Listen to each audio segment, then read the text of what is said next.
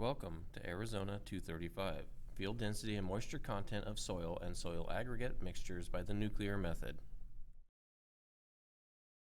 Prior to each day, a standard moisture count and standard density count must be taken at the location where the testing is to be done.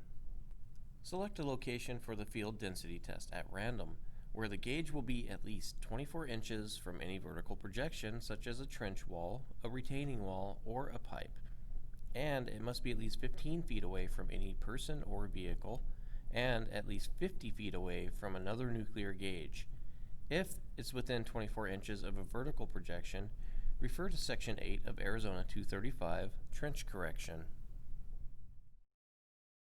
Remove all loose, disturbed, and excess material as necessary to reach the top of the compacted lift to be tested. Prepare a horizontal area sufficient in size to accommodate the gauge using the scraper plate supplied with the gauge. Plane the area to a smooth condition. Remove loose stones to obtain maximum contact between the gauge and the soil or aggregate which is being tested. Make sure the gauge sits solidly on the test site without rocking. Next, use native fines, which will pass a number 10 sieve, or fine dry sand to fill voids only, and level the excess with the scraper plate. The total area of voids filled with fines or sand should be minimized as much as possible. Once you have filled all of the voids, use a scraper plate to tamp down the surface so that it remains smooth for testing.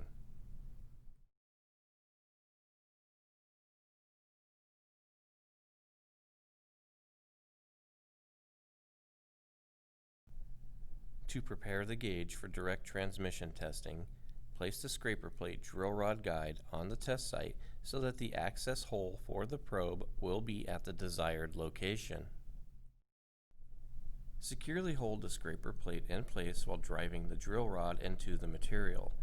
The hole should be at least 2 inches deeper than the depth to be tested. Note, there are depth marks on the drill rod to indicate depth. Safety goggles and steel-toed footwear should be worn while driving the drill rod. It would be desirable to turn the drill rod slightly after every couple of blows to allow for easier removal. Remove the drill rod by pulling straight up in order to avoid disturbing the access hole. Carefully place the gauge over the access hole and extend the probe into the hole to the desired direct transmission mode depth according to the lift thickness as outlined previously. Do not force the probe into the hole. If the probe will not extend into the hole, pull the probe back up. Lift up the gauge and check for a probe imprint. This will help determine if a slight change in the position of the gauge is necessary to allow the probe to enter the hole. Once the probe is in the hole, gently push it down. Some minor shifting of the gauge may be required to extend the probe into gravelly soils. However, if an obstruction is encountered, it may be necessary to use the drill rod again to open up the hole.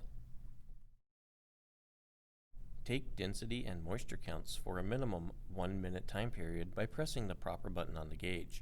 Both counts normally will occur simultaneously during the count period. Refer to the gauge operation manual. After the count period, press the proper button to obtain the moisture count. Record the moisture count on the datasheet as MC. Also, in a similar manner, obtain the density count. Record the density count on the datasheet as DC. It is also possible to get a wet density and moisture content readout in pounds per cubic foot at this time for gauges capable of storing the standard counts and calculating these values. Please refer to the gauge operation manual. In those instances, when the soil or soil aggregate mixture being tested in place is not homogeneous and or contains substantial variations in the rock content, it may be necessary to rotate the gauge 90 degrees at each test site and obtain an additional moisture and wet density reading at that position. If the new moisture and wet density readings differ by 5% or less from the original readings, the two readings may be averaged for use in later calculations. If, however, they differ from the original readings by more than 5%, the gauge should be moved to a new test site.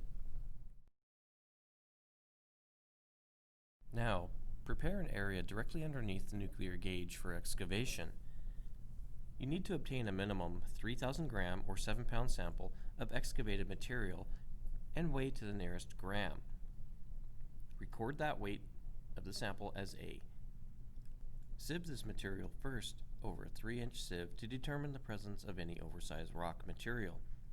If any oversized rock is encountered, refer to Section 7D of Arizona 235.